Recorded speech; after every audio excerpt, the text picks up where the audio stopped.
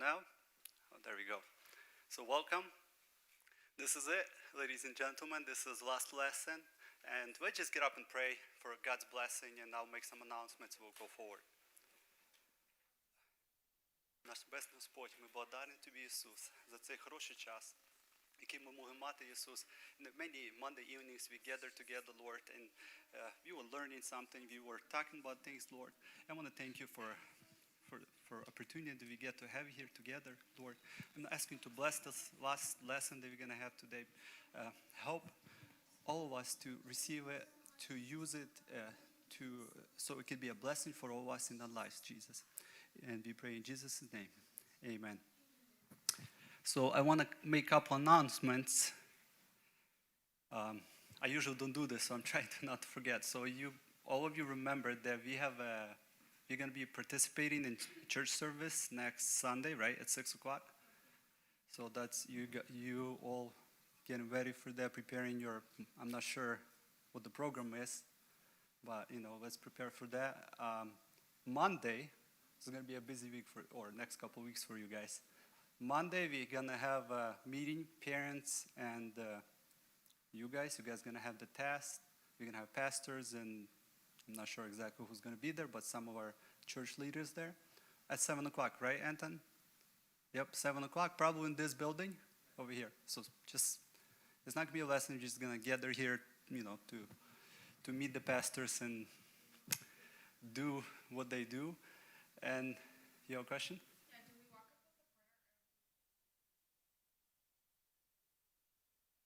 up with the prayer? Last time I did it was many, many years ago, and they did it totally different.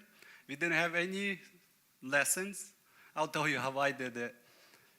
They called us in, one person to the room. There was parents and pastors sitting there, and they was asking us questions through the whole Bible.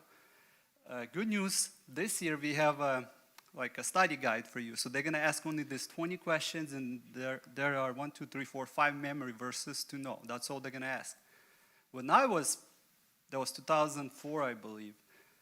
So no classes, nothing. They ask me the whole Bible. Then they expect you to know whole chapter. This is some of the same leaders of our church. And a couple more verses, chapter 5 in Matthew, some of the blessed be, all those. So you guys, don't worry, this is not going to be that bad. So you guys all prepared, everything's going to be fine, don't be nervous. Some of you didn't do confessions yet. I don't know who you are, but you know who you are. Please get it done by next Sunday. Not Monday, let's get it done by Sunday. Or we're going to do it how we used to do it. We used to all line up in the line. The pastor would sit in the office, and we all go one by one. That's how we did it. We tried to make it more comfortable and make it more natural for you guys. So you have, starting today until Sunday. Do it by Sunday evening. There's going to be church on Sunday. So ask one of the pastors or deacons, whoever you feel comfortable with, to, do that with you. What else? Finish your work on Google Classroom. Some of you did not finish. Some of you need to watch some lessons you didn't. So double check and finish that too. Because technically we can't pass you until you finish your work. It's up to Brother Dima to decide, but that's the rules as far as I understand. So just letting you know. And I think that's all. Is there anything else that I missed? Yeah, Sunday, evening service, 6 o'clock. Let's all be there. And I think that is all. All right. So today's lesson that I got privileged to do is study guide. I already told them on the end of after we're done, you guys can grab it. Anton has one for everyone. So I got a privilege to do this topic, dating and relationships. It's a very interesting topic. I was kind of preparing this for you guys. It took me a while. I'm trying to be relevant to today. Last time I was official dating, I never actually dated my wife, but it's been over 15 years ago. So it's been a while. So I'll do my best. I want to say that this lesson today, we're not going to test you on. There's going to be no quiz. You don't have to take notes. If you want to, go ahead, but you don't need to take notes. The reason we decide to do it, or the way I see it, why we need to have it, is for you. You're going to step into the seasons. Maybe some of you are already in certain relationship with a boy or a girl. I don't know. You know that better than me. And so you know what to expect, what is Christian relationship should look like, and we're going to go over all these things today in the lesson. But we're doing this so you will know what to expect in this season that's coming up, already started for some of you. I don't know.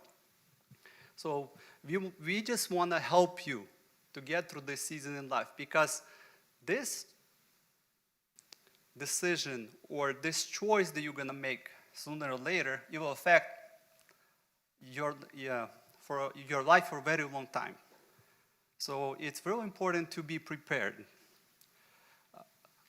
And I also brought Irina, my wife, here, because I know there's more ladies here than boys, right? So there might be some questions that she'll be much better and much more qualified to answer. So if you guys want to ask her, if maybe you want to specifically, did you pass out all the, okay, so I know this, it's not easy to ask questions on this topic sometimes, to just stand up or raise your hand. Write a question on the paper. You don't have to write your name. On the end, we'll read if there are going to be any questions, and we're going to try to answer it with Irina. If other brothers want to, answer the question, we'll try to do our best. So first, I don't want this to be as a lesson, as like we teach you something. This is more, let's have a conversation. I want to ask questions, and I hope you'll answer for your own selves too. Not for me, this is more for you. But hopefully you'll be engaged in a conversation. If you have any questions, please write them down, and we'll do our best. When we did this, I did this boys' night with some other men. And those boys, 11, 12-year-old boys, they have a lot of questions already on this topic. A lot of questions. So I'm guessing you guys are a little older. You might have some questions too. But, we'll see.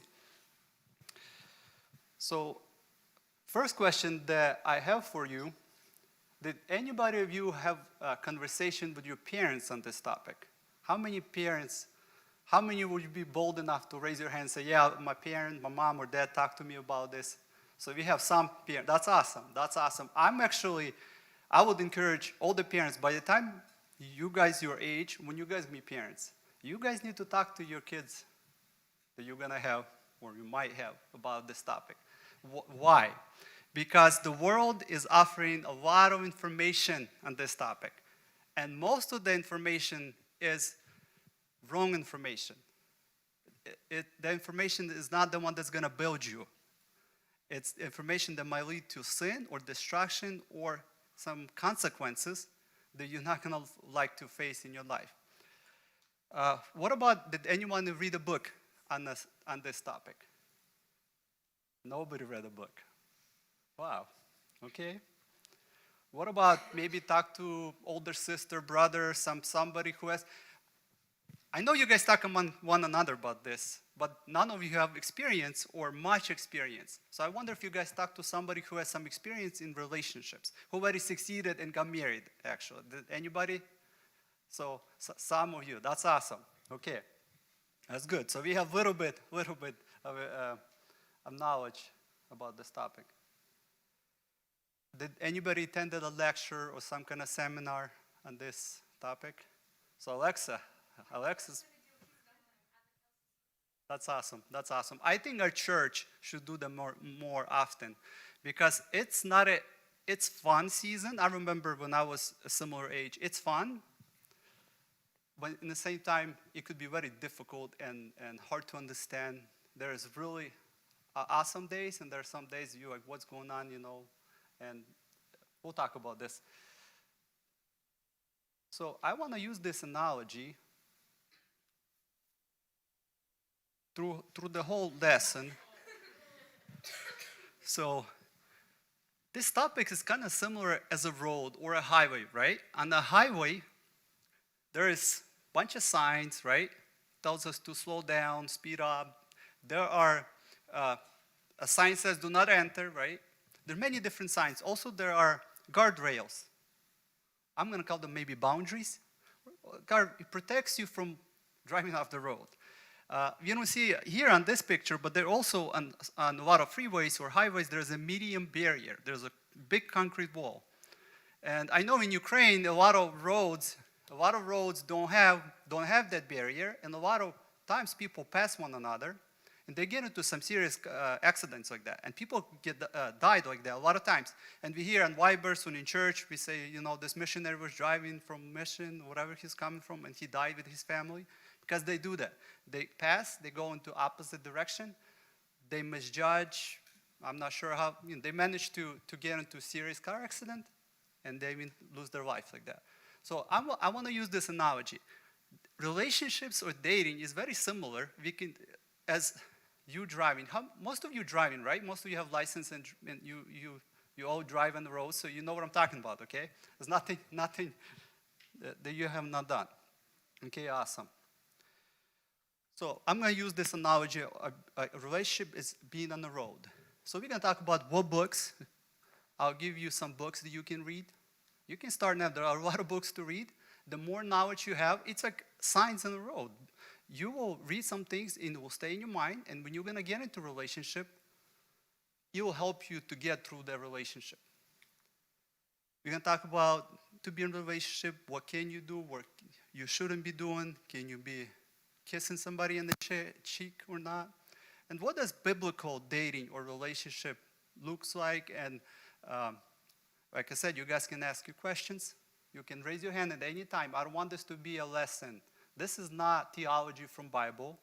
This is just, I'm trying to share life experience and use some biblical examples and what Bible teaches us about dating. So let's start with, we make important choices in our life. Many choices or decisions is not that important, like what we're going to wear or what we're going to drink, but some of them are real important. Can we choose our parents? Did anybody choose your parents? I didn't either. We just, we are given into a family. But we choose what kind of relationship we are going to have with our parents. So we don't choose parents, we choose what relationship we're going to have with our parents. And I want to add to this. I don't know, I think most of you guys have parents, right? Mom and dad, right? In your family, you're growing up in a normal Slavic family. I'll just put it that way. I want to tell you, and right now we've been married for almost 15 years. Growing up in a family and watching your mom and dad, their relationship has a huge effect on you. You might not even realize that. You might not think about it, but it does. Many years later, sometimes I realize, hold on, I'm doing something like my dad. Like 10 years later when I'm married, when I have kids, and some of my relationships with my kids are similar to my dad's because I've witnessed that for many, many years. I like it or not, it passes on. So when we see our parents, sometimes we need, and another thing I want to point out,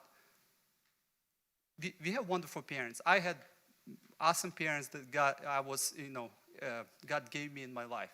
But all the parents are humans, are people, and they make mistakes. So my advice to you, while we're speaking about parents and we choose what kind of relationship we get to have, or we have with the parents, sometimes notice the good things that they have between one another, between mom and dad, and kind of remember that and like tell yourself, I want to be like that. This is something I want to model. And there are going to be things, I hope not, but if there are things that you're not going to, you think it's not the best way to go, right? Because parents are not perfect. They try to do their best. My advice to you, notice that to your own self and say, this is something I don't want in my relationship. And if you're going to process it that way, there's more chances you're not going to do it. because most of the time we don't think about those things, and later on, that's many years later, not 1, 2 years later, not when you're dating, when you get married and time passes by and you start having family and kids, you realize all this positive and negative effects on you that you got passed from your parents by you witnessing their relationship. Also, I heard this story, someone I actually know here. So this couple was gonna get married, and they had some kind of counseling. One of our leaders were giving them counseling, kind of giving them advices, and he was trying to tell, the couple was trying to tell the lady, the bride-to-be, advice, and she told him, hey, I'm from broken family. My mom and my dad did not have a good relationship, and she's like, I don't know how to be a good wife, because my mom did not model this for me. So I hope that every one of you have wonderful parents and that you can model things after them. That would help in relationship, in dating, and later on in marriage. So that's just a little bit about parents. Also, so next question, there you go. Can we choose who our teachers are?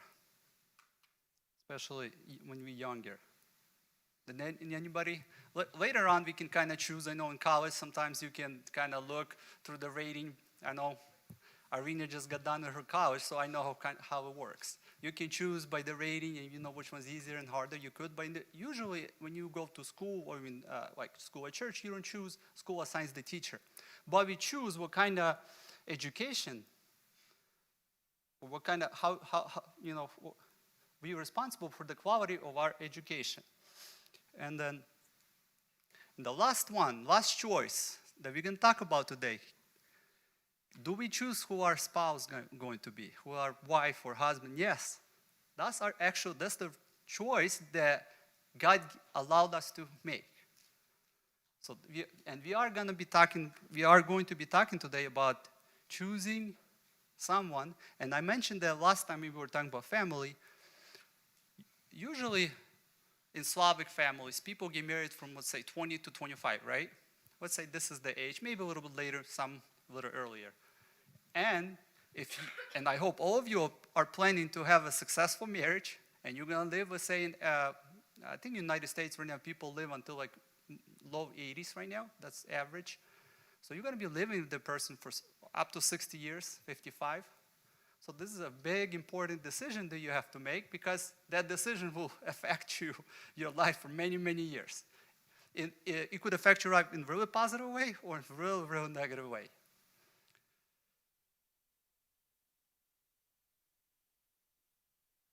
So we're going to be talking about relationships and dating. So before we get into relationships themselves or relationship, how do we get ready to have relationship? And as always, for us Christians, number one and number two, first, 10, pray. When should we start praying? There's a question for you. When do you think we should start praying for our future,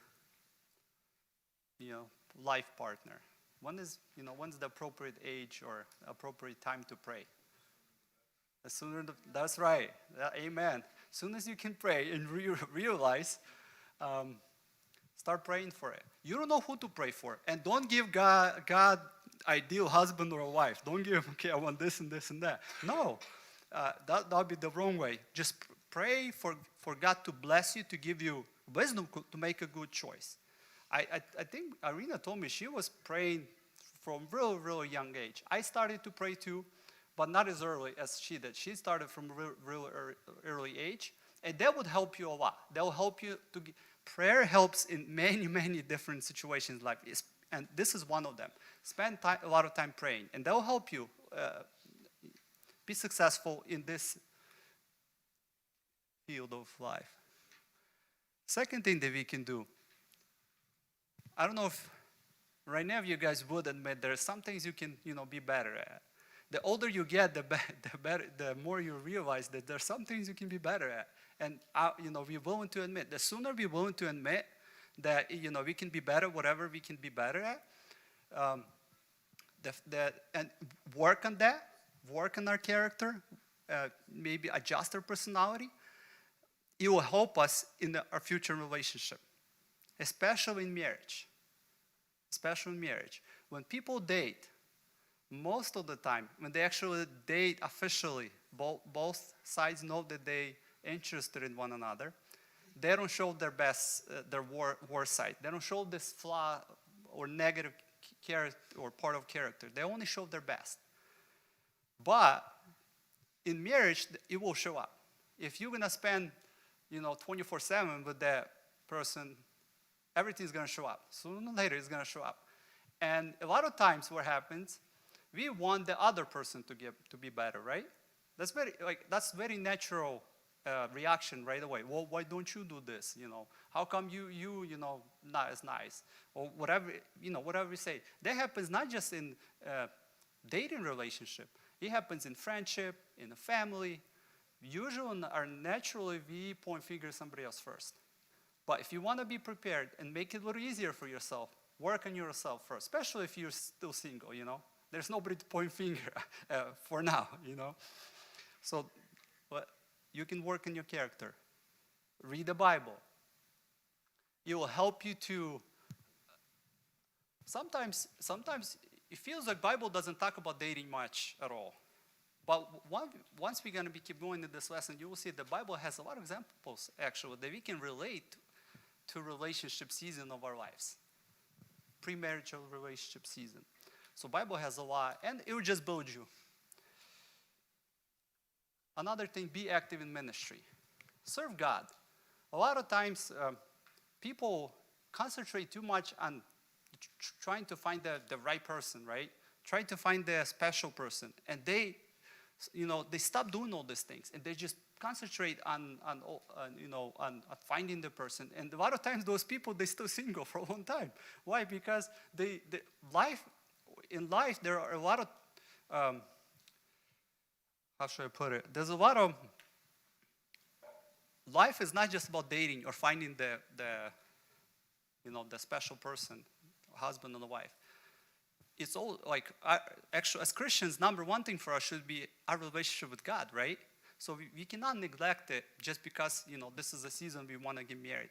So we have to, and serving, being active will help us to balance ourselves and, kind of stay true to ourselves. And as I mentioned, there are some books that you can read, and they'll help you. There'll be like signs for you on the road. They'll kind of, sometimes in a relationship, you just kind of going blind. But it's better to have those signs that will keep you in check, keep you, in appropriate speed, and keep you on the road, actually. Maybe some of you thinking, well, I'm not planning to date anytime soon, to be in a relationship. It's not a big deal. It's not important to me. I don't need to, learn much about this. It's not, it's not a big deal. When I was a little older maybe than you, maybe I was about 19 years old.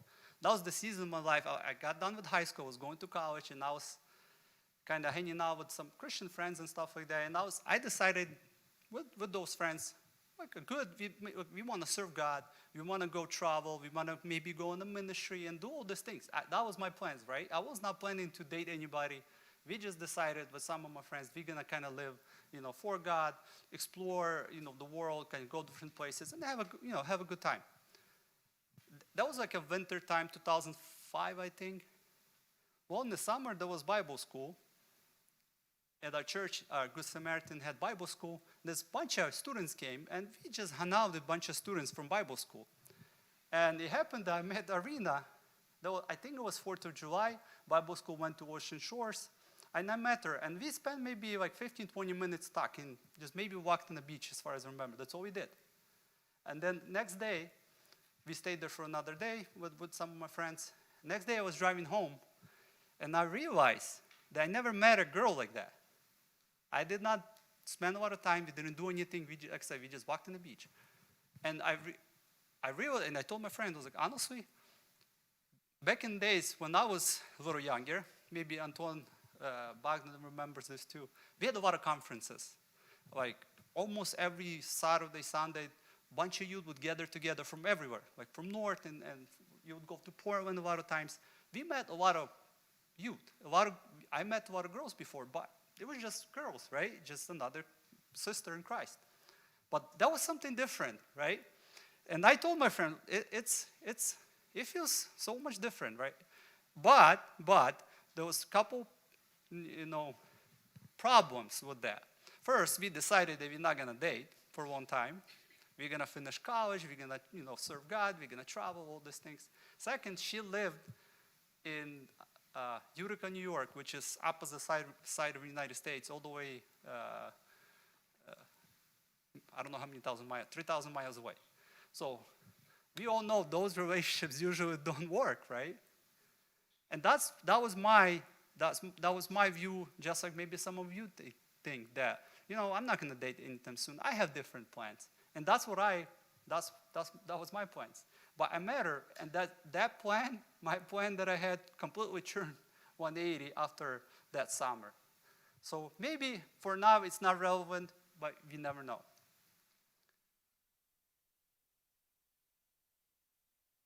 So let's just talk about first some books that you can read.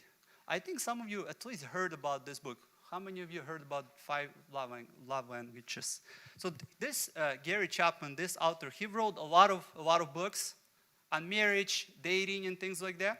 So he's a really good actor. If you guys want to research this, good Christian author. I listened to some of the interviews that he did, and I would say that our church, he's very conservative, or maybe I don't agree with him 100%, but really close to what we believe at our church and our Slavic community. So it'd be a really good book to read. I think it's one of the best. I have some information here. It's one of the best books to read for and recommended by premarital counselors.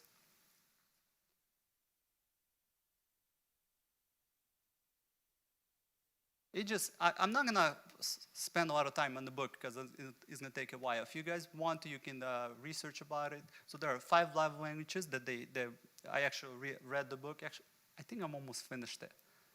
But it helps you to know how to communicate, how to build the best relationship, for married couples with your wife. If you're dating with with the partner that you're dating. So there are 5 languages: word of affirmation, quality time, giving gifts, acts of service, and physical touch. And if you guys, once we post the slides, you can go through. I'm not going to go in details, or read the book. Also, if you're interested in this, it'll help you. It'll help. This book right here, there are for date. This one's more universal one that he wrote. There's one for dating. Another book that he also wrote is really, I think that's number 1 that Christian counselor recommend to read, is Things I Wish I Know Before I Get Married by Gary Chapman. There are more books to read. Preparing for Marriage by different authors. John Piper is one of the popular authors, Christian authors that write relationship books. Getting Ready for Marriage, Before You Say I Do, Before You Say I Do, devotional, woman's life, or the most important year in woman's life, the most important year in men's life. So there are some books that you can read and just find out more information. It will help you to get through the season in your life, or relationship or dating season. So let's talk about dating or relationship. When people have relationship, and we're talking about relationship, let's just make it clear. I know you understand that, but we live in a time, let's make it clear. Relationship should be between boy and a girl, or a man and a woman. All right? I know right now in the world, it's really open right now. And everybody talks about, the world tells you that it's okay, you can have a relationship with anybody you want. People change their identity, and they choose who they are. In our church, we believe it's only between man and a woman. Let's just make that clear. So when you have a relationship, and we're not talking about friendship, we're talking about sometimes I would see some young people, they would, I don't know how to put it. They acting special with one another. I would come up there, so are you guys dating? What's going on? No, we're just friends. So I don't know, when you're dating, when you're just friends, when you're friends plus, I don't know how you would call it. Whatever you call it these days. Because most of the time, nobody's dating. But somehow they act a little different. It's kind of funny. We all see that, but some reason they would like to call it little, whatever you choose to call it. So when you have that special relationship with a person of opposite sex, it leads to three outcomes. Or if you use the analogy of going on the road, it takes you to three places. There's only three places you can end up if you're going on the road. First, and I'm hoping that's where you all gonna end up, after the first relationship, you're gonna end up getting married. And that's the one that I recommend. And actually, in my opinion, so it's hard to prove it by Bible. There is no specific Bible verse. But if you choose to date somebody, the only reason, and I'm going to say this more than once, you should date anybody, it's with possibility to marry them. I know you cannot say in the beginning that you're going to marry them for sure, but with the possibility or being open or at least giving that person a chance to marry you. If there is no chance, do not date that person. So, second destination that we can end up going that road is, and many relationships end there, is separations. The two parties, they separate, and hopefully nobody get hurt, which usually that's almost impossible. There's going to be at least some hurt feelings. Most of the time there are more consequences and more outcomes than just peaceful separation, especially in the world. And last outcome, it leads to a sin.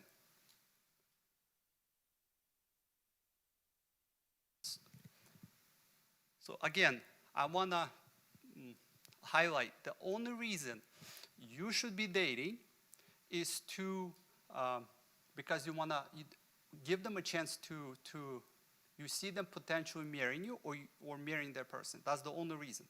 If there's any other reasons, why does people actually let's go to the next slide.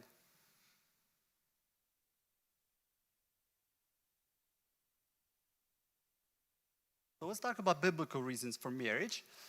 So if you're dating somebody to marry, why do you date? Or so why would you marry? By the way, I want to point out that it's okay to want to get married. A lot of times we kind of, younger people, and I think I was the same, we kind of ashamed of admitting that we want to get married. It's okay when you're younger and I had plans to do all these things and I just didn't feel like that was appropriate time for me. But sometimes, maybe it's in our Slavic community, maybe it was just my generation. Especially guys that are like, no, I don't want to get married. This, I'm fine, I'm tough, I can do this. I don't need, wife or anything like that. But the way God created us is not to be alone, to have somebody in our life. So Genesis 2:18, and it says, the Lord said, it's not good for the man to be alone. I will make you a helper suitable for you. Adam was a perfect man. God created him perfectly. He had no flaws and he did not have sinful nature. But he was still lonely, right? So God saw that, he gave him a partner. He gave him a wife. So if Adam, he was living in Garden of Eden, if he needed somebody to help, we definitely need somebody to help us. Especially, our life is so much more complicated, more difficult than Adam had his life. I mean, he was with God. He had all these things to do God gave him. Right now, life is much more complicated and more difficult. Second reason why we should get married, and according to Apostle Paul, is because of temptation to sexual immorality. And 1 Corinthians 7:2, it says, But since sexual immorality is occurring, each man should have sexual relations with his own wife, and each woman with her own husband.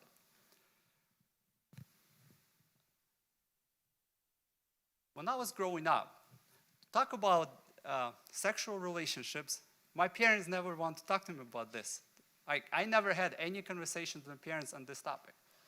But I want to tell you guys that God created those relationships and gave it to people, but not just to anybody. He gave it as a gift to a married people.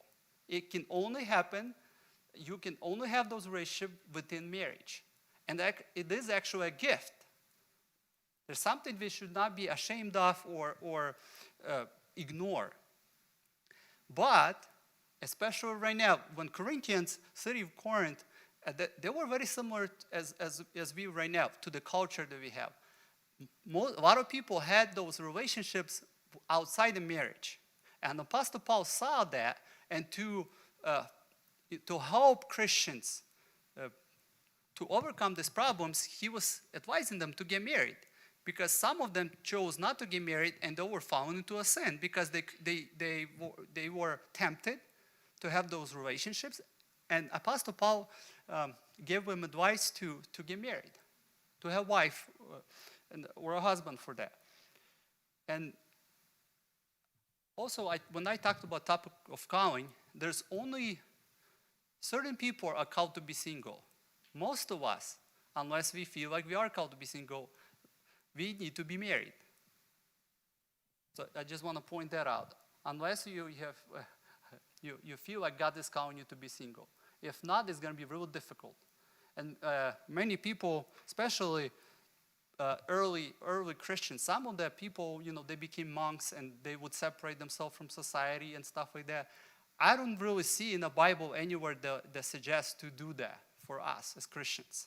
We are called to live life, to serve God, to serve people, to help families, and the third reason why we have marriages or why we date to get married, Genesis 1:28.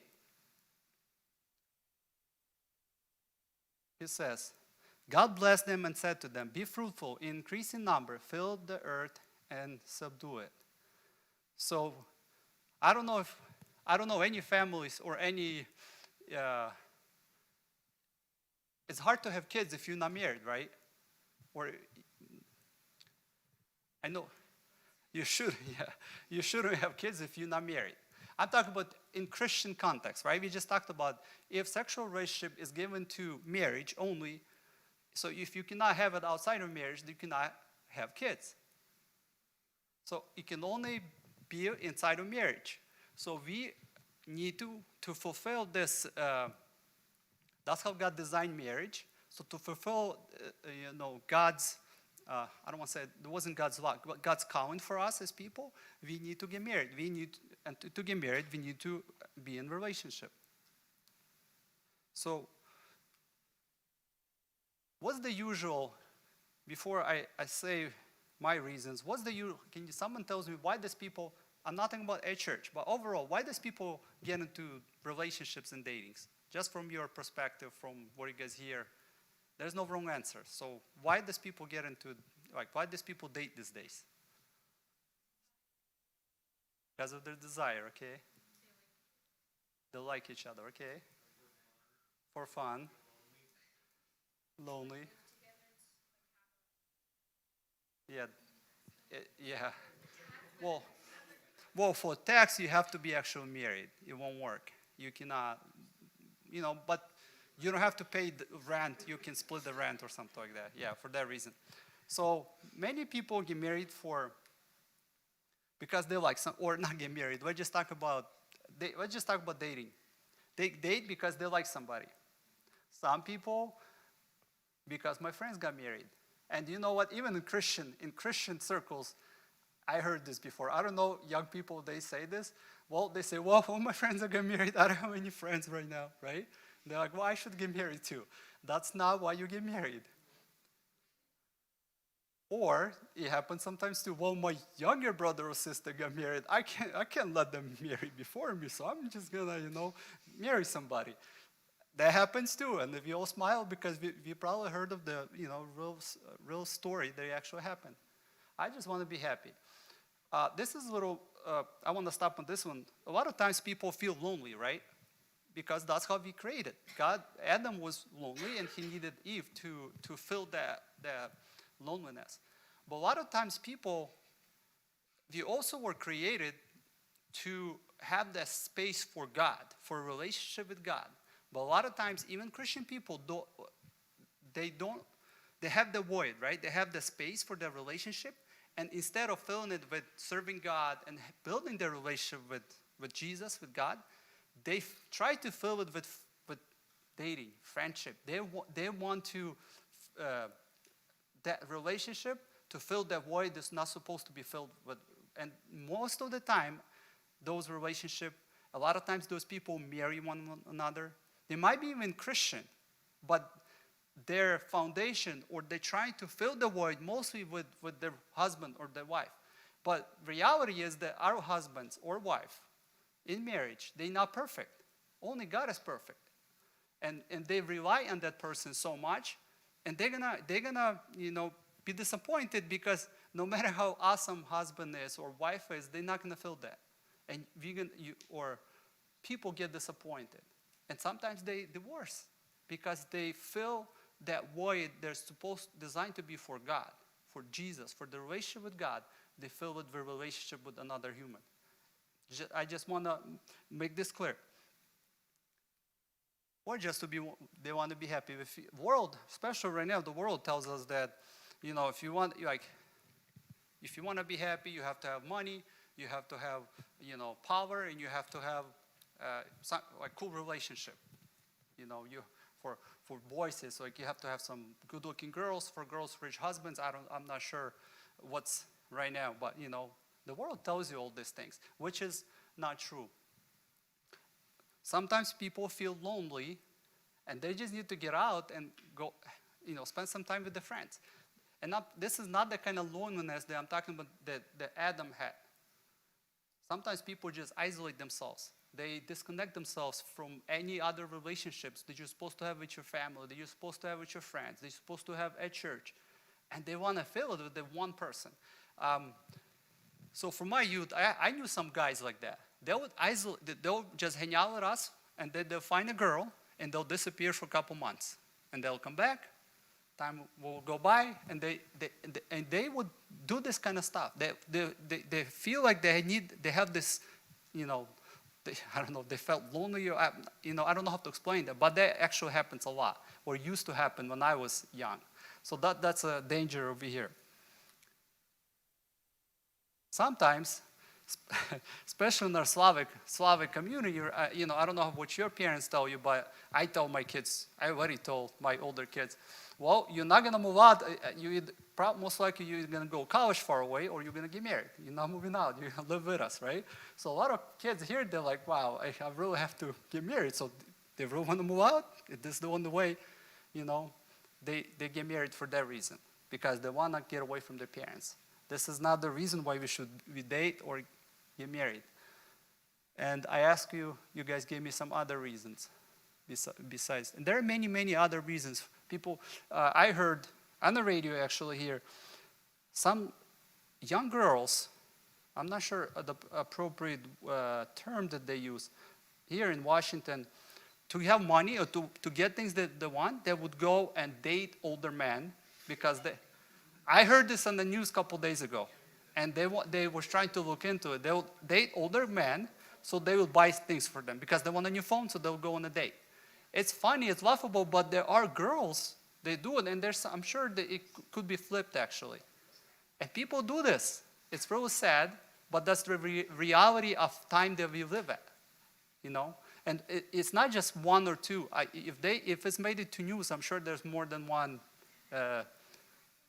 time that happened. So when should we date as Christians? What is appropriate? When is the appropriate time or situation? How when are we allowed to be in relationship as Christians and as people who honor God? So first, and again, and I mentioned that to you, and I'm gonna keep mentioning this, the only reason we should be dating, we should be in relationship because we are planning or to marry that person. It doesn't always work out, but at least that's our purpose, because we want to get married. That's that's how God designed us. Second, I want to talk about this one a little longer. I actually already talked about this during I think when we had the family lesson.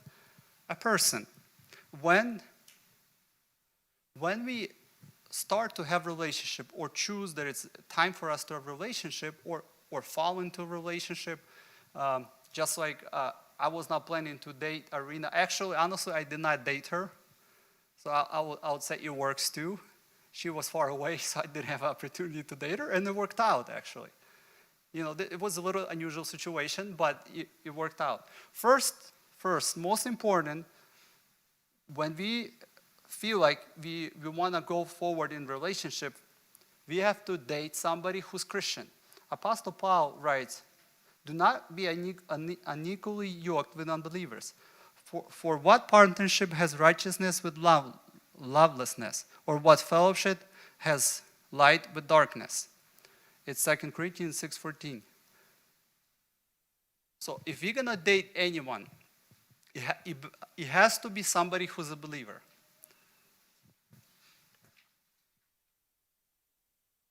Like I mentioned before, any relationship has a purpose, right? And we talked about if you're going in the road, you can only end up in three destinations, either marriage, separation, or sin.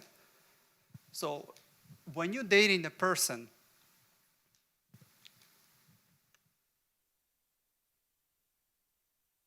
when you choose to date a person, you need to ask yourself, why are you dating the person? What's the purpose or what's the reason why you're dating them? And if the reason is something else besides you want to spend the rest of your life together with them, do not start relationship with the person. A lot of times it happens that people start dating people they're not believers, and they say, well, I'm gonna witness to them, and I'll bring them to church. And ladies, a lot of times you can bring that guy to church. He will come to church. He will come, because he has certain purpose. Every relationship has a purpose. It cannot be without purpose. Sometimes you ask young people when they date, why are you guys dating? I don't know, we just, hanging out, see what happens. The truth is, sometimes maybe they're not even asking themselves what's the reason why they're dating. They're not questioning themselves. But there is a purpose to dating. A lot of times, ladies want to, like I mentioned, ladies want to get something. So besides getting married, lady doesn't want to pay for Uber or something, so she will use a guy to give her a ride, right? It's she needs some finances, right? Some help. And I'm talking about Christian. It happens in Christian. When I was growing up, it happened. You don't like to talk about it. You don't like to admit it. A lot of times because the guy is cool, right? He's a cool guy, and I want to be popular, so I'm gonna date a guy like that. Boys, it's even more complicated. I'll be honest, with ladies, it's a little easier. It's a little easier. I have ladies in like 3 ladies in my family. It's a little easier. They're a little simpler. Boys at the age in their young age, the way they are built, and it's a little complicated. And I went through this myself. A lot of times they mix the feelings. I just put it. They can't differentiate between falling in love or, let's say, desire or lust. Their fleshly desire or human the human nature that takes over sometimes. So they do some funny, interesting things. And let's get into this a little later. So let's get back to a person. So people date people for many different reasons. And number one, make sure it's a Christian person. And if you want to find a Christian person, look at church. You're not going to find believers, especially there are places where people go and they try to find Christians in the places they should never be at. That sadly happens a lot of times. Let's look for Christian, allow yourself only date Christian people, and look in the proper places for them. Also, timing. Make sure that you're emotionally and mentally, financially ready to date. And remember, you should be dating with the goal to be married with that person. By the way, so I believe you have to be old enough, you have to be mature enough, you have to be financial, especially boys. I know ladies, it's a little easier. Boys, that's my opinion. This is not a biblical, rule. If you're not financially stable enough to even provide for your own self, do not try to date anybody. First of all, dating is expensive, okay? It's going to cost you a lot of money. So make sure you have enough money for yourself first, then enough money to date, and then next step would be enough money. Weddings are real expensive these days. Honestly, when we got married, it doubled what it is now. And it probably going more expensive. Everything's getting more expensive. So make sure you have some financial stability, have a job, and then maybe start dating. Do not do it. You'll get into even financial trouble. So financially, mentally, we need to be accountable or responsible.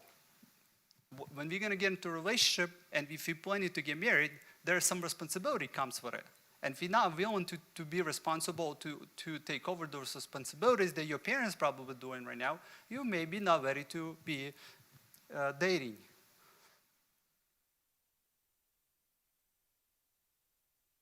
All right, so that's, make sure you have a proper purpose for for a relationship. Make sure you're in relationship with the right person, and then make sure you're in the right timing. So, okay, let's say this is you're old enough, you found the right person, you're doing it for the right reasons. How does a Christian or God-honoring date should look like? Well, first of all, again, make sure you're dating to get married. Hopefully by the end of this lesson you memorize this, it will stick to your mind. Also, honor God when you're dating. It's kind of funny, for some reason, a lot of young people, when they start dating, official or unofficially, or they start a relationship, they try to get away from everybody. They trying to isolate from their friends, from their, they don't want to hang out in front of their mom and dad. They try to get away. They try to at least sit in the car for whatever reason and things like that. And a lot of times it's hard to honor God when you do that. Why?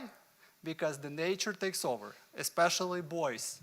And we're gonna get to it a little bit when we're gonna start talking about boundaries.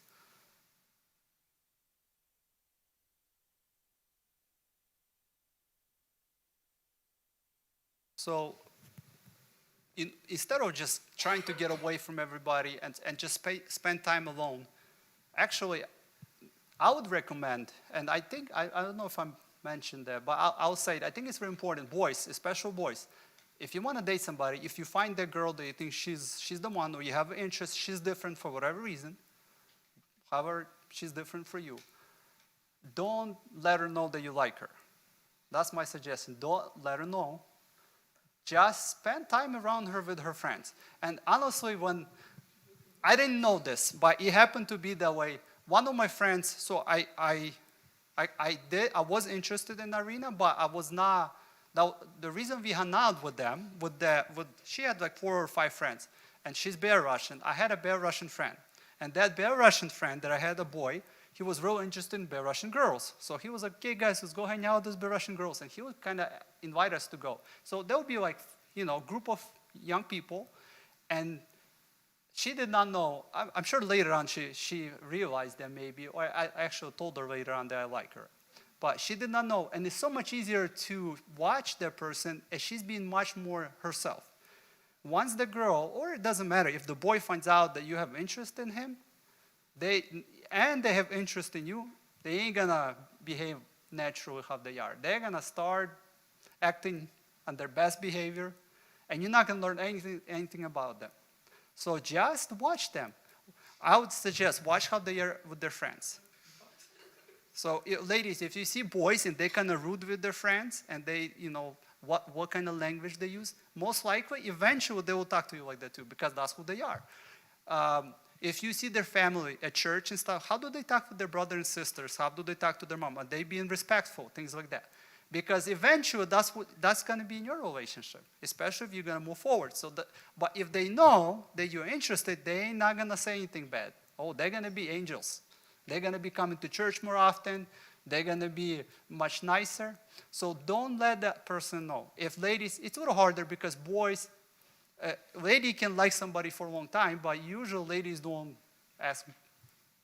It happens sometimes, but probably not the best way to do it. You have to, I don't know, maybe right now ladies ask, do they ask boys out? No. I don't know, maybe 2020 it happens. I'm not sure. I don't think it's the best way because, the way God created everything, God, man, woman, even in dating, it should be the same. That's how, biblical structure. But I don't know, this is 2021. Who knows? A lot of times when people date, they get into, they started to have the special feelings, they started to, like each other, maybe start falling in love. And a lot of times they start closing their eyes on a lot of things that the person have. And my suggestion, have like somebody who's already married maybe, who's already been through that season. Have somebody like that and that you can open up to. And share some moments and say, hey, what do you think? Because a lot of times, so I did not date Arena, but there was times when I was like, what's going on? Some days she's talking to me, and we were not dating. She did not know at that time that I like her. Maybe she had some, clues, but I don't know if she knew. And some days she would act, like friendly, and she would, have a conversation. Other days it feels like she was completely ignoring me, right? Maybe it was me, maybe it was, I don't know. But when you're in the moment, right, when you are in the relationship, sometimes it's nice if somebody on the side will see that, or you can share it with somebody, and they'll give you advice without feelings involved. Because when there are feelings involved, there's only one way you can see it. You don't see the other angles. And a lot of times, young people see only the positive side. They don't see the negative side. One of our pastors, I think Pastor Boris was saying a lot of times, open your eyes and look or see as much as possible before you get married. And once you get married, he was saying, look through your fingers. He said it in Russian. Yeah, what he means, and it's kind of true.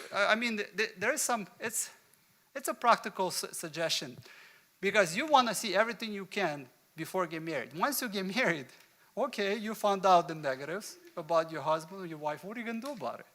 Didn't you say that you're going to love them, in sickness and for whatever they are? What are you going to do? So you might have to ignore some things, or learn how to live with it. But before you get married, you still can choose, because after you get married, you're going to be stuck with it. Or worst case scenario, you're going to have to separate, and there's huge consequences for that. And a lot of people get hurt. If you have kids get hurt even more when the parents separate. So it's even more sad. So have somebody who can help you. If you're comfortable enough with your mom or dad, that's fine. If you have a sister or brother or somebody at church, come up to them and ask them and see what they think, and they will give you hopefully a good advice. And if you guys been to weddings, special Slavic weddings, a lot of times pastor, or most of the time pastor was asked, are you getting married to this person because you love them? They say yes, and they ask the husband and the wife, they say yes, right? So you have in relationship why we even have dating a relationship? Why? Because you want to fall in love with the person, right? That's the goal. And once you figure out you're in true love, you propose and you move forward and get married, right? That's kind of something like basic like that. But there is love, and there is lust or crush. One of the boys on the winter retreat asked me a question. He's like, can we have a crush? Can we, as Christians, have a crush? And it's a really good actual question. I thought about it, and my answer was that because of our nature, as single people, there's going to be a thought. You're going to find yourself, do you attracted to somebody for a moment, right? The question is, what are you going to do with that thought? You're all going to have thoughts, all kinds of thoughts. And so technically the crush could happen, right? But what do you do with that? Do you build on it and start fantasizing, start planning, start, doing something about it? Or you just kind of cut it off, say, this is not appropriate for me. So it's possible to have a crush as a Christian because we have a human nature and sinful nature. It just depends what you do with it. So, love. So we need to, when people date, they eventually fall in love, right? I know some people say they fall in love like at first sight, or what's the love at first sight? A lot of times it doesn't happen that way. Maybe some people. So to know the difference between love and crush, or love and lust or fleshly desires. So love is patient. I was even listening today to one of the preachers, and he was talking about love and being patient, and he was kind of touching the relationship part of it. If you're dating somebody and they're not willing to be patient with you, especially when it goes to a physical relationship, a lot of times when people date, the relationship grows, and physical relationship wants to grow too, right? They want to move forward too. It's very natural, actually, for all, we admit it or don't admit it, that's the reality. No matter how spiritual you are, when you are in a relationship, and the relationship grown, the physical part of the relationship would want it to grow too. And if that person is not willing to be patient with you and not wait, it cannot be love. It can only be because crush and lust say, I want it right now. Let's go out, let's go. Hey, what are you doing today? Let's go somewhere in the park. Let's go hang out, just sit with me in the car, and things like that. So if someone's not willing to be patient when you're dating, that's already a red flag. That's a sign that somebody has different desires than to get to know you, than to grow a relationship with you, to fall in love with you. Love is order, right? It brings order. There's no chaos. There's no bunch of problems. And the lust makes mess. A lot of times when people in relationship, their relationship with parents becomes messy. The relationship with their friends becomes complicated because they not doing it properly. Because I heard this saying, I guess, that when someone, so let's say a boy falling in love with a girl, but he's not falling in love with her, but for himself. So he wants her not for her, but for himself. So sometimes that happens. So instead of wanting the opposite, wanting a person of opposite sex to be their life partner, to be their helper, to be their supporter, they want them for themselves, for their needs. For maybe their fleshly desires, or maybe just sometimes especially earlier, many people will get married because they need a wife who will take care of their home, take care of the farm that they have and things like that. And unfortunately, that was how it used to happen. A lot of times they will get married for their reason, you know.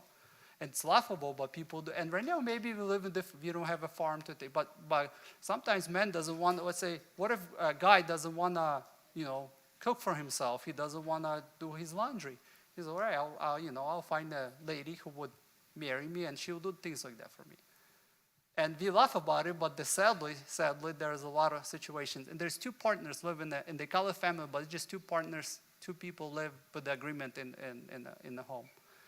So let's keep going. Love is always growing. And of course, lost unexpectedly. Love is respectful. Sometimes I hear some young people, even Christian people, talk to one another. I wonder, where did their parents speak like that? It's a rude, like aggressive language that they use. So I hope that you guys don't use that kind of language, especially when you're gonna start your relationship. Whatever language you're gonna use in your relationship is gonna get much worse once you're gonna get married. So make sure, or it could get worse when you get married because it's gonna get tougher.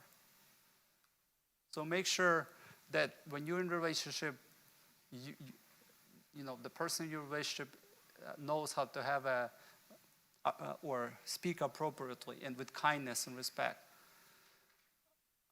So, very popular saying in the world that love is blind.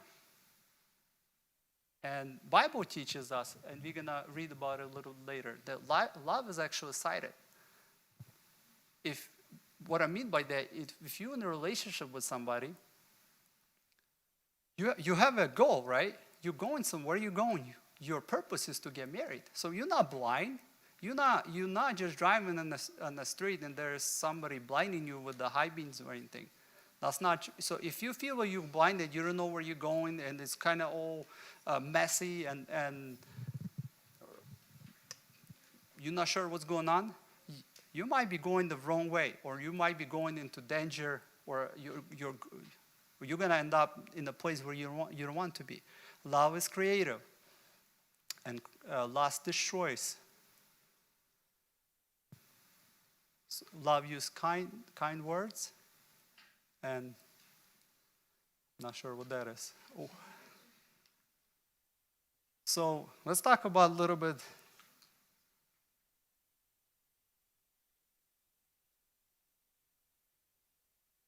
Okay, let's talk about a little bit of love, and then we're going to get into boundaries. So our Slavic, Russian language or Slavic language use only one word for love, right? Love is love, right? And English, same thing. There's only one word. In Greek, there are three different words that explain love, or they break love into three different parts. So first, most important part of love, what love means, or being in love, is I want to read exactly. So love, the first love of agape. And by the way, that's biblical. That's the love, the way God loves us, and He wants us to love everybody, actually, not just when you're in a relationship. I'm concerned with the self and concerned with the greatest good of another. So that love relates to all of us as Christians, as brothers and sisters in Christ, especially when you are in a relationship. You should care for the other person more than yourself. And it's not always easy, because we're scared to trust somebody, right? Especially once you're gonna get married. You have to trust the other person with everything. And it's really not natural. Not natural. A lot of people, they live all their life without trusting that partner or that person that they married. Second, so this love of agape, the first part should be the foundation of your love. The biggest, most important, the center of your love, or of the feeling of that relationship. Second part of it is phileo. It's a Greek word that might be mispronounced, philia. It's a friendship love. So eventually, after you're in a relationship, that person needs to become your best friend. So if you feel like the person is, the friendship is growing, and maybe right away you're not gonna feel that way, but eventually you're gonna start shifting from your other friends, from your family, and you see that that person that you're dating or your relationship, they're becoming your best friend. In a friendship manner, that's the second part of love that should be growing and should be coming along in relationship. And then third part of love is eros love. And this love is physical attraction or physical relationship, romantic love, sexual relationship. That part of love, it also wants to develop. And this, like I mentioned before, God gave us that gift of that relationship, or that part of,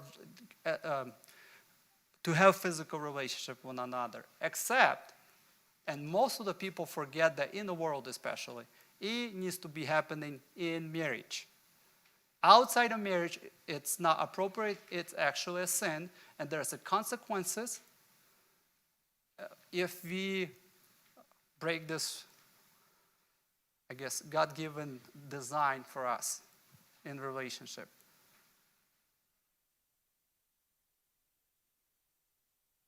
So a lot of times, so in this kind of lessons, young people want to know, it's always the same question, can we hold hands? How about hug or kiss? Can we hold hands like this? Maybe like that, maybe just one finger. Is that okay? Can we do, can she hold my finger? Can he hold my finger? Or should we just sit and, on the bench and we can now 6 feet apart, actually. What happens if someone wants to hug me? What do I do? What do I do in that situation?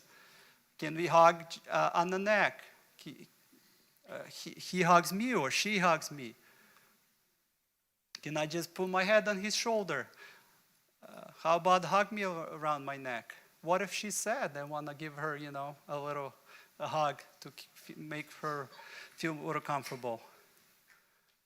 I don't know, what should we do? What should we do as Christians in this situation?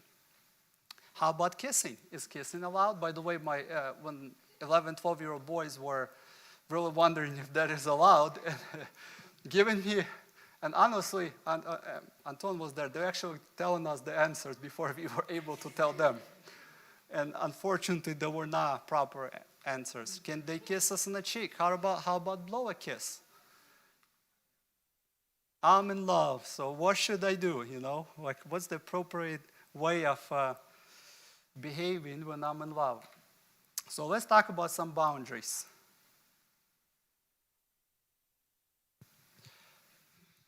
I want to start with, right now in the world, especially when my kids went to school, I realized that so many broken families, I'm talking about just, outside of church. So there are so many broken families. There are so many kids that have mom or dad that live with their grandpa and grandma. And I just, I thought about it for a long time. What's the reason? Why is there so many brokenness and so many problems in families these days and live in? Well, I believe that has to do a lot and on how the people started their relationship. Because the dating relationship, the first relationship, that's the foundation. If you build your foundation properly, later on, your marriage will be much stronger. But what does the world say? I'm sure you guys heard. What does the world tells us about dating? What do they tell us? What should we do about dating?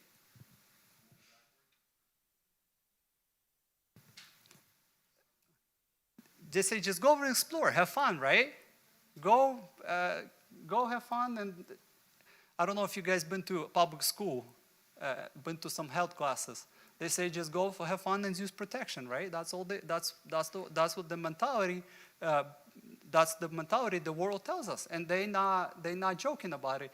I heard right now, sadly, there are Olympics, right, in Tokyo, and I heard it today on the news, they're talking about it. So in order for people not to have inappropriate relationship between one another, the Olympians, they made their beds out of cardboard so they cannot hold more than one person. This is a fact. I heard this on the radio today. So they're not even ashamed to talk about this. They admit that it's okay, so they're trying to do something about it. As Christians, and I hope your parents maybe mentioned this to you. As Christians,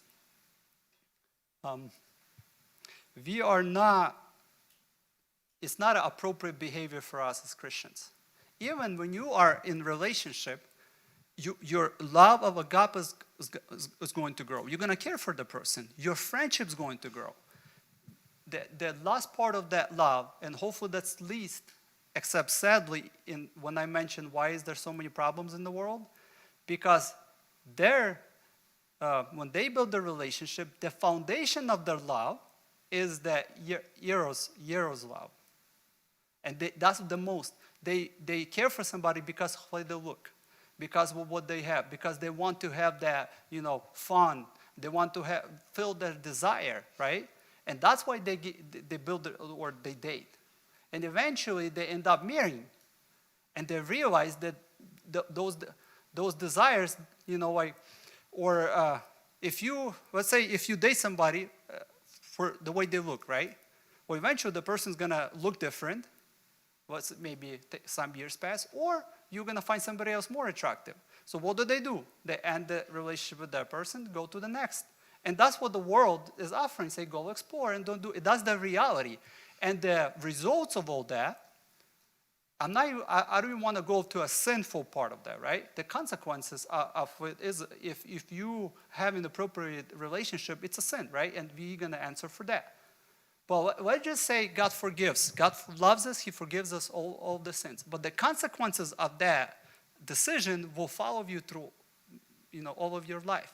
And those families are broken, and those kids don't have parents, or they have two moms and two dads. Sadly, parents break up, they marry to somebody else, so they have mom and a stepmom, dad and a stepdad. And it gets real complicated. That's why there's so many confused people. I believe that because of this, it's all started in the beginning. Because their relationship will build for wrong purpose, and they were built on the wrong foundation. And they thought it was love too, except that love was inappropriate love. That's not designed to be at that point of their in that season of their life. So I'm gonna try to answer the question about should we hold hands, hug, kiss. The truth is, I know when I was younger, they told us, no, you cannot do this, right? They told us you cannot do any of these things, right? It's a sin. And a lot of people, young people, Christian people still did it. I want to tell you, it's not about is it a sin or not a sin. Because when we talking about it's a road, right? You're going somewhere, and we have those guardrails. We have those boundaries, right? If you have the boundary, if you're going to start holding hands, it wants to grow, right? You want to start hugging because naturally it's not enough. You want more and more. So what do? Okay, we still have about 5 feet to the edge. So we're gonna move the guardrail a little farther, right? We're gonna move the boundary a little farther. Okay, we're still safe, right? That's not a problem. So okay, let's start hugging. I'm just using this road analogy. Let's get a little closer. Well, we still have a little bit. It's not that steep over here and there. So let's just move it all the way, the boundary to the edge. Let's start kissing, and eventually, it leads to a sin.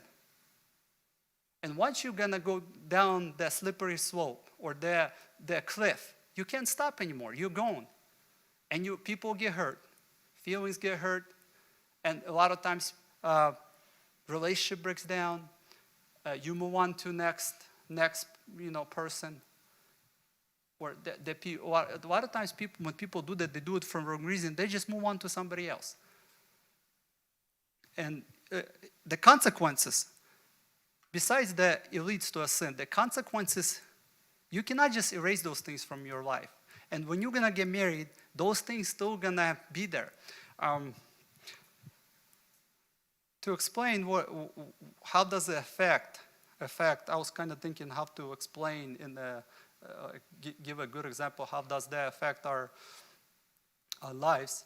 Let's say for guys, you drive in the car, right?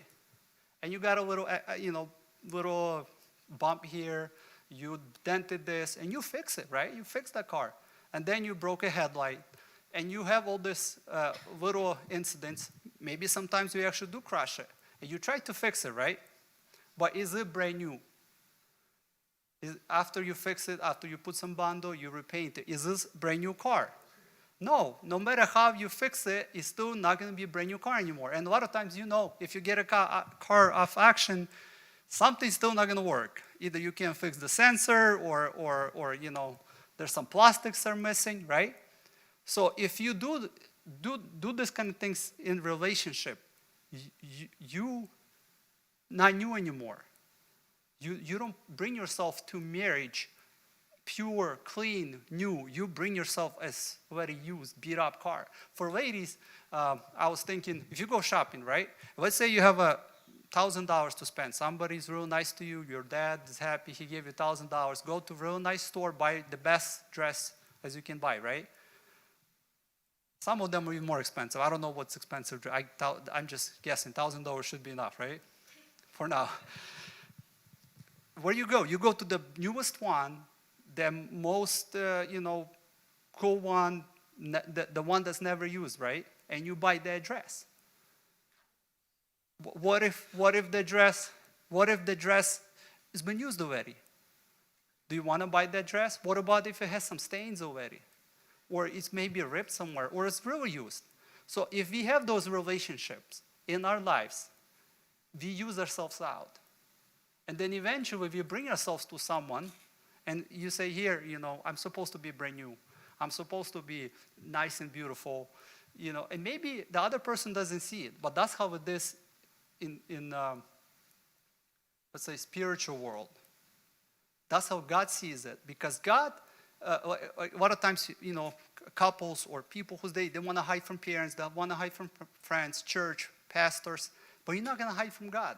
You're going to bring this you're going to give away these emotions. You're going to give away that love. And eventually you're going to bring yourself to someone and you're going to be half empty. You're going to be used. You might smell a little bit, someone wears you, put some, some of their perfume on the dress and this.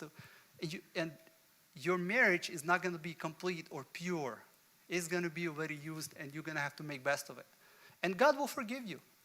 God loves us. If he gave his son for us, he will forgive. It's not about forgiving. Yes?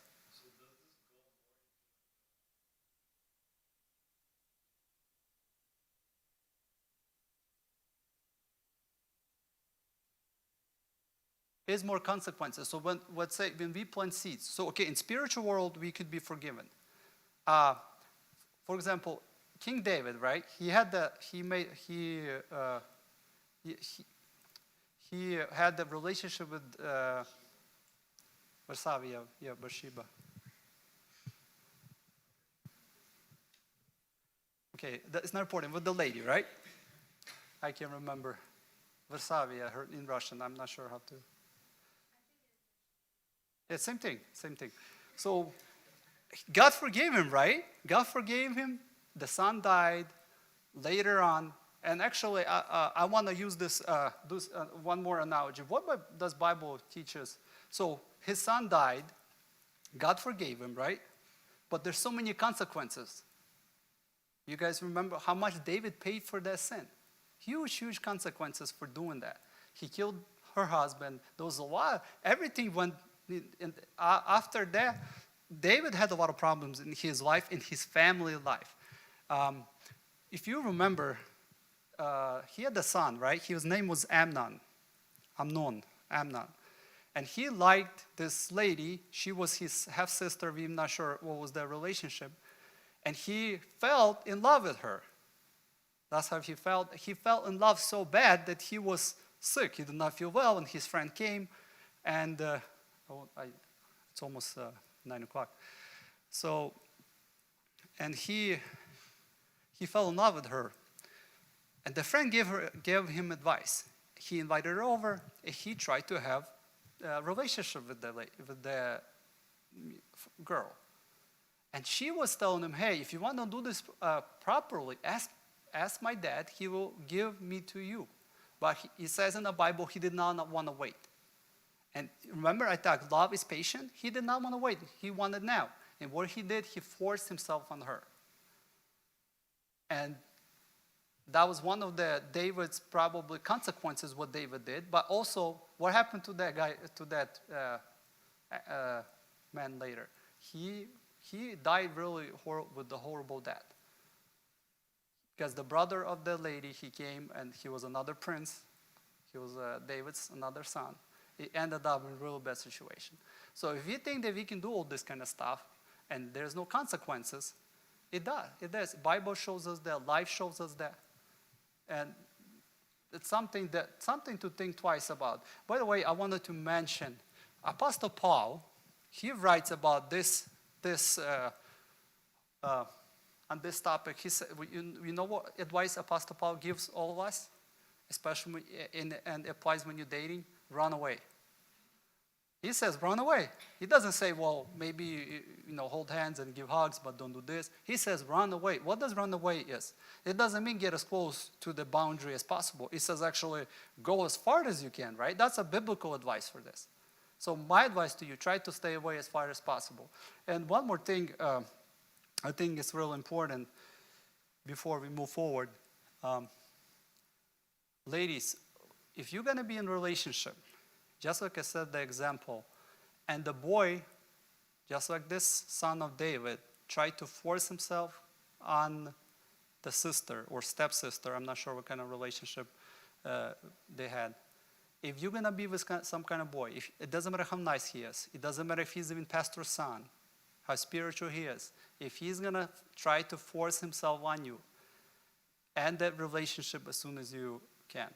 Do not be part of that kind of relationship, because that relationship will not end up, and if you're going to end up marrying the person, there's going to be some consequences, some serious consequences in your life if you're going to choose to go forward with that. So my suggestion, because that happens even in Christian families, in Christian youth, that kind of stuff happens. So we need to be really careful. Do not deal with those kind of people. Maybe some ladies do that too. I don't know. But usually the boys are the ones who have a problem with that. And I was listening to one of the Slavic Christian counselors, and he was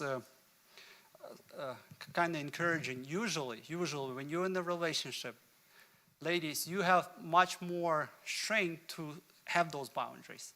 When you're in a relationship, talk about this openly. This is not a secret. The physical relationship wants to grow. It's natural. And eventually, when the right time comes and you're going to get married, it should grow. It should be as best as it could be. But in the right time. Don't grow it in an inappropriate time. And ladies, you have more strength to stop them. Say openly and honestly, tell them, set those boundaries. Because it gets to the point, and it's how boys are designed, especially younger boys. Because the way they are, it gets to the point that they can't control themselves anymore. Let's just put it that way. So if you let them get out of control, they will not be able to stop themselves. A lot of times, I was kind of talking about it a little bit. A lot of times, those really good Christian young people think, we're strong, right? We're not going to have problems with this. We're strong, we're good, we love God. And sometimes they are who fall into sin. Why? Because people who kind of not sure, they set the boundaries and they pay attention. They pay attention to the signs that they drive on that road. They have that guardrail. There is a median in the middle, so they don't go into the opposite traffic. But sometimes we think we can do this on our own. And we kind of relax a little bit. And when we relax, and when you cross that point where you cannot go back anymore. Then you don't think logically over your brain. I remember back in the days when I was really young, Pastor Paul Rachuk was talking about this a little bit. It's stuck to my mind for a long time. Once the red light goes on, you will not be able to stop. And then after that, there's going to be consequences, problems, and hopefully repentance, and God will forgive. And you know, another statistic that I heard that within Christian community in the United States, Christian young people, if they had sexual relationship before marriage, 68% of the time they've divorced or separated. So 68% of the time they separate if they had it and they did not confess it. Actually, I'm not even sure if they confessed it or not. Just whoever had it. Yeah. So right now in the United States, the divorce is about every other marriage is broken. So if you want to model the worldly, the way world tells you to model, go explore. There are no limits. Use protection. That's so. Every other couple separates. People marry many times. Or another thing I want to mention, that if you think you can have multiple relationships and have multiple partners and stuff like that, what makes you think that when you're going to get married, everything will change? The truth is, marriage doesn't change people. Only God, Holy Spirit, changes people. So if anybody, boys or girls, think they can just date this guy and then move on with this and kind of go through a bunch of people, why would it stop when you get married? So you pretty much exposing yourself and training your mind to keep doing that when you get married. And that's why most of divorces happen, because before they get married, they have multiple people that they date. And I know there's a popular show that ladies like to watch, or I don't know if they still watch, The Bachelors. You guys probably, some of you seen, you know what I'm talking about. I think it's a horrible model. Like, they'll have one person having a bunch of ladies or guys, and then they date all of them in the same time. I think maybe two of them, out of all the seasons, two of them still together, right? As far as I know. Maybe two out of whatever seasons they had. So do not model that. And 1 Corinthians 13:5, love does not behave inappropriate. There's a beautiful spot in the Bible, 1 Corinthians chapter 13, 4 through 8. It talks about what love actually is. Biblical view on love. Love is patient, and we already talked about it. Love is kind. Love doesn't envy. Love doesn't boast. Love isn't arrogant. Love isn't rude. Love doesn't insist on its own way. Love isn't irritable. Love isn't resentful. Love doesn't rejoice wrongdoing, but love rejoices with the truth. Love bears all things. Love believes all things. Love helps all things. Love endures all things. And it's really important. Love never ends. But Amnon, when he had the relationship with with the lady, what happened afterwards? If you guys remember, he hated her. He couldn't stand her anymore, right? And real love will not end. It's only growing and getting stronger. So if you're in a relationship, or you will be, and you see that the relationship is kind of going wrong way, love doesn't do that. So when you're going to be in a relationship, if you want to make sure you're in a proper relationship, or if you go in the right direction, you can just go 1 Corinthians chapter 13, 14 through 8, and try to apply to your relationship. If that works, if your relationship looks something like this, you're on the right track. If there is something doesn't contradicts, you're gonna have to at least have a conversation with that, with your boyfriend or girlfriend or a friend, and hopefully it'll work out in the best way. So on the end, I want to leave 3 final quotes. First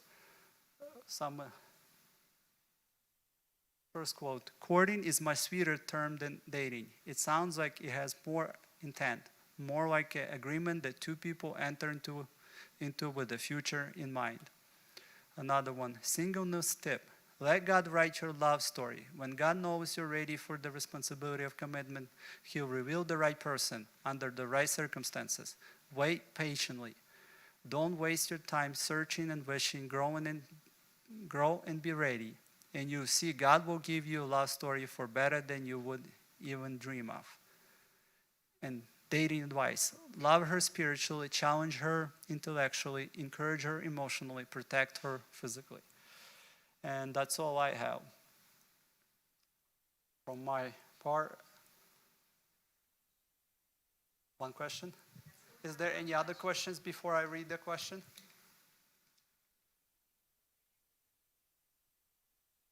That make long distance relationship work. Okay, so I can answer for me. So, as Andre added that we didn't really date. I mean, like we talked on the phone, that was it. So what worked for me was that his actions were louder than his words, in the sense, like for an example, so I left Bible school, it was late August. I came home and then, well, actually, like before I left Bible school, he took me out that last night and he's like, I have to talk to you about something. And I'm like, okay. So he mentioned to me that he's really interested and he doesn't know how this is going to work out or go, but I really want to let you know that I'm interested in you. And I just kind of dismissed the whole thing. Like, okay, whatever. I don't live here. Like, I'm going to go back home. You know, there's youth there. Like, I didn't think anything of that. And I just went home. And as time went by, we reached out to each other. I don't know who started first, but we ended up, like, first texting, like nothing major, here and there. And then he actually called me for the first time. So I was like, oh, okay. I guess he's, like, really interested. And then he always, our plan, like with the girls, was to come back to Washington for New Year's. And I never, like, told my mom anything, but, like, that was our original plan. Okay, like, we're going to come back to youth, we're going to hang out with them again and see how it goes. And I was, so, like, from September to, like, December, like, we just talked on the phone. Like, communication was, like, major thing, too, for me. Like, he always expressed himself very well. I knew where he was standing from his side. So, like, when I mean that his actions were louder than words is when he said, I would want to see you. And I'm like, okay. Like, for him, I told him that, like, we're planning to come for New Year so we can hang out there. So once I told my mom, like, my parents, I'm like, I'm planning to go back to Washington, like, just to hang out, whatever. My mom said, no, you're not going anywhere. I'm like, okay.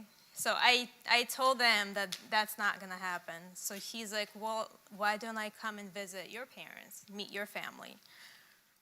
For me, that was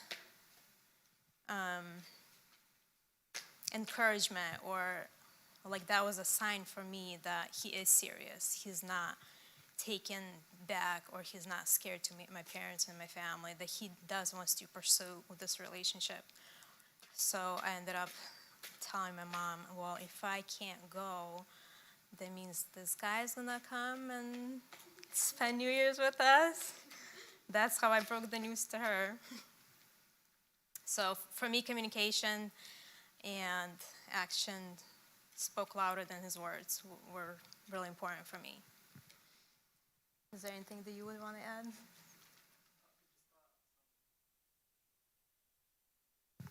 Ladies, I want to advise you one more thing. she was not easy on me, okay? She didn't just say, okay, I told her I like you, and she said, okay, good to know, and then she went home. And you know what? Sometimes it feels like you would push person away, but remember, love is patient, right?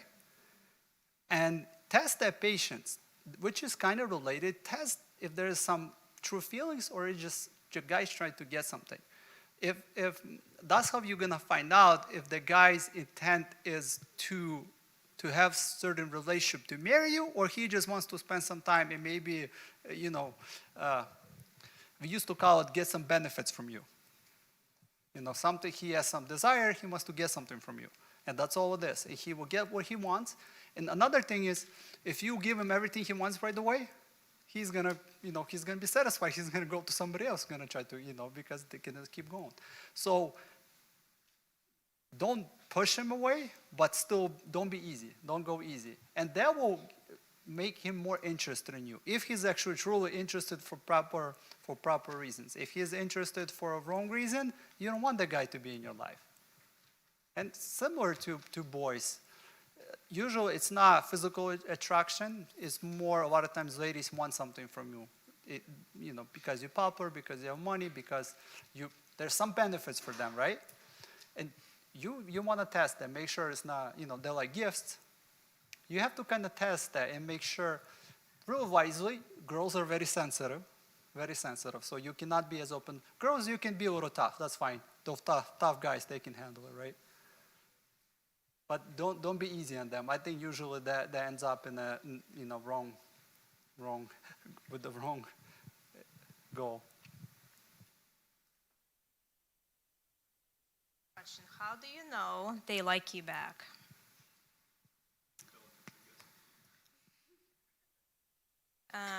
For me, like how Anja mentioned, I was hard to get, for sure. I never showed any signs that I liked him. One day, how he mentioned before, I would talk to him. Another day, I'd be like, I'll talk to somebody else. And I feel like that maybe, how Anja mentioned, I feel like when you're easy for a guy to get, like he gets over you real quick. He's like, whatever. Like she was easy to get. Like I feel like guys, they like to run after girls. So playing a little bit tough to get, maybe it's a good thing. How do you know that they like you back? I feel like if guys are not giving up and they're still pursuing and trying, eventually you have to give in if you like the guy. But anything do you want to add? How do you know they like you back? I mentioned that praying is important. I think it's also a spiritual battle too, in a way. So when you feel there is good possibility of getting into a relationship or someone's telling you they like you, I think go on your knees even more. Close that door. I think that's enough. I didn't pray about marriage a lot, like for my wife. I didn't. I'm not gonna say that I did. I didn't. But once I met her, and I never really liked anybody. You know what my biggest fear was? That I'll never meet a girl like that in my life. And even if I'll get married to somebody, I'll kind of think of, remember, hey, there was a possibility. Especially if the marriage will have some difficulties. I'll just kind of think back, well, what if? So that's why I was okay. I need to go for this. Even, logically, it's not the best relationship because she doesn't live here. She's going to go back home. But, what I started to do, I started seeking God more. Because I didn't want to go directly to her. I wanted to go through God, through Jesus, and want Him to work on her.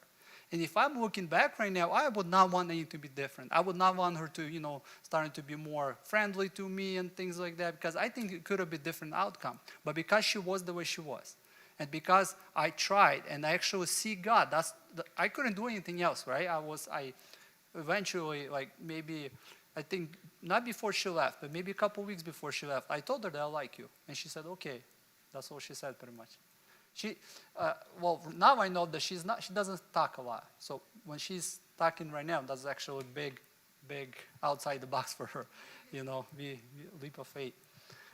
But she just told me a couple things, she said, okay, and I told her that it's okay because I understand she's going back home. It's really dangerous for her to have feelings to a guy and go 3,000 miles away. So it's not a wise thing to this. So I understood that.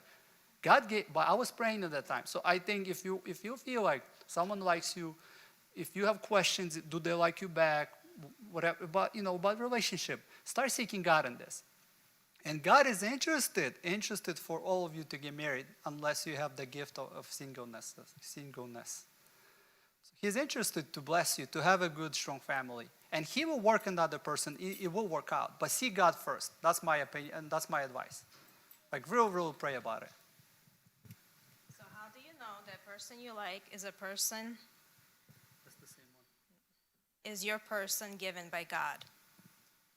For me, when I was still in Sunday school, my teacher, she was really encouraging everybody to pray for your spouse. I was at that time maybe 11, 12 years old. And that stuck in my head so well. And from that day forward, every single night, I would pray for a good husband. That was like my priority, because I knew it's like you being a youth is only like temporary. And the rest of your life, you have to spend it with your spouse.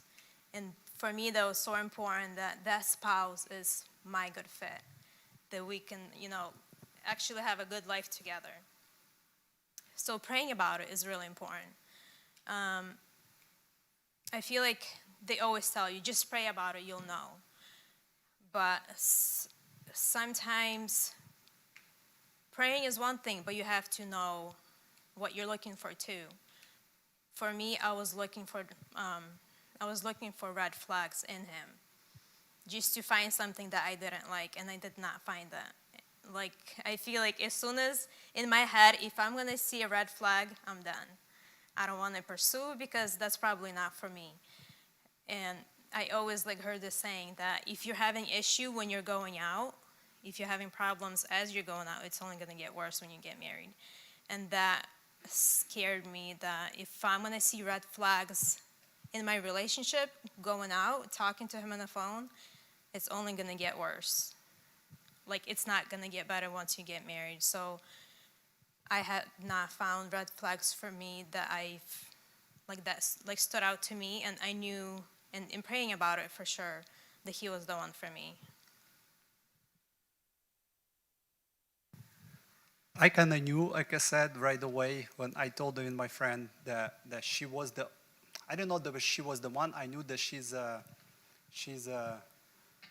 different than, I never met a girl like that. I knew that. So the question was for me not if she's the one, should I go for it because of the long distance situation, and because I decided I'm not going to date anybody. So what I was going to talk about this, but it's so on this topic, a lot of people, Christians, what they do, they go to prophets, they say, and they want to ask God, they maybe meet somebody, they want to ask God, hey, is this the person for me? I believe that it's not an appropriate way to approach this situation. God gave all of us a free will. He gave us Bible teaches us how to, what love is, how to build an appropriate relationship, how to honor God, and to seek Him. And He will bless that relationship. When we go to a prophet, I feel like we're tempting God.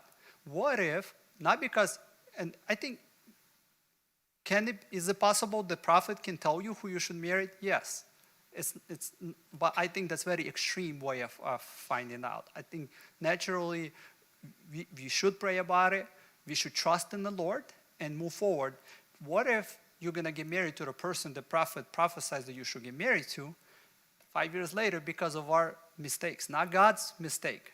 God doesn't make mistakes, but we make mistakes, right? We get away from God. Things happen in life.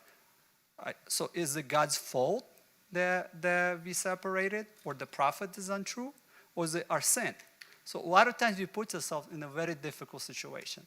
Just because the prophet said, that doesn't mean that everything, the marriage is going to be perfect. So I think it's very dangerous a way of doing. Another way, I heard stories, guy, a person, a boy likes a couple girls, and he doesn't know who to choose. He prays about it, so he's like, I'm going to trust in the Lord. I'm going to come to church the earliest in the morning. Whoever comes to church first, one of the ladies that he's interested in, I'm going to marry them. That's just, it's a realistic story that I heard.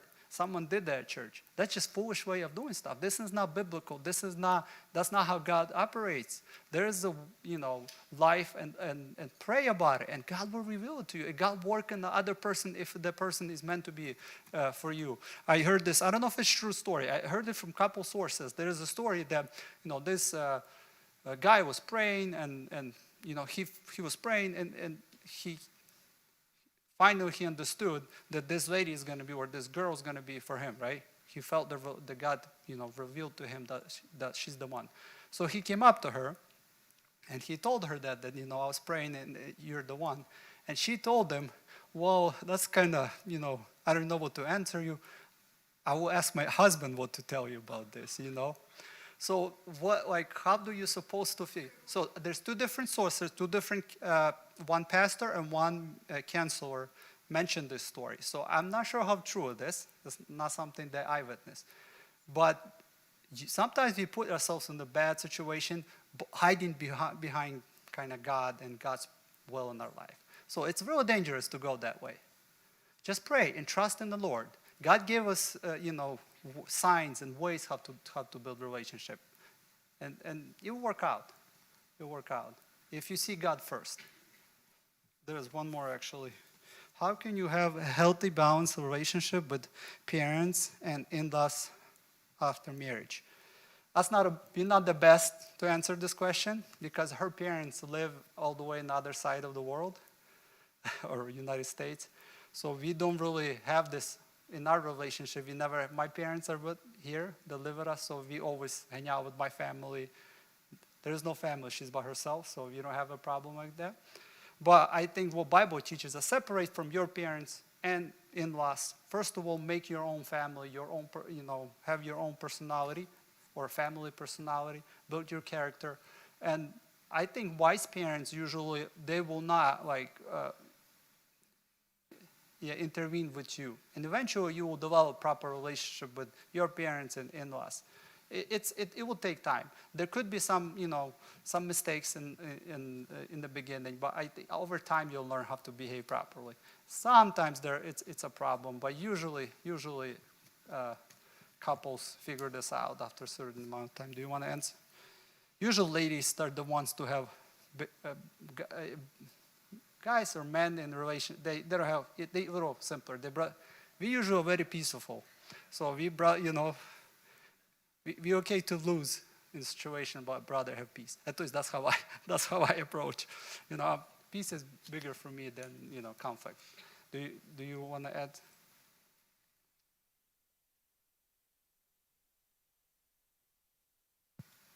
Yeah, like Andrzej mentioned about that. So my parents do live in New York, and I feel like his parents are really good about that. They never intervene with our personal family. They never got into our business with kids, with anything else. I feel like they just left it up to us and waited for us if they needed, if we needed help. Like they were available for us to ask. But I know some people feel like, well, how am I supposed to call them my mom or my dad?